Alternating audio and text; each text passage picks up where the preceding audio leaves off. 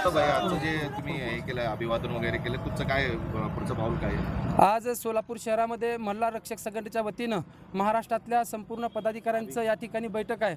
आज पुण्यश्लोक अहिल्यादेवी होळकर यांच्या पुतळ्याला अभिवादन करून आमच्या संघटनेच्या कार्यक्रमाची सुरुवात आम्ही करणार आहोत।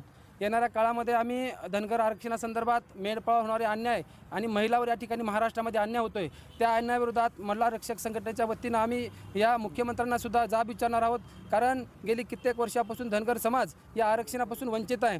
आज महाराष्ट्रामध्ये शिक्षक भरतीच्या 30,600 काहीतरी जागा निघालेत, परंतु त्या जागेमध्ये धनगर समाजाला सध्याची 3.5% आरक्षण असूनसुद्धा 30,000पैकी त्या ठिकाणी 100 जागा धनगर समाजाला भेटतात।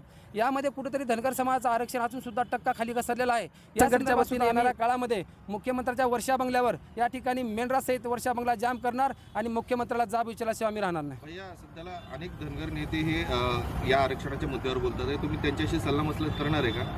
हां, जो काही धनगर समाजाच्या हिताचा विचार करेल, जो धनगर समाजाच्या गरीब आमच्या मेंढपाळच्या बांधवांचा जो विचार करेल, त्याच्या पाठीमागे मल्हार रक्षक संघटना कायमस्वरूपी असेल आणि येणाऱ्या काळामध्ये मल्हार रक्षक संघटना शेवटच्या श्वासापर्यंत धनगर समाजाच्या हिताचं काम करेल।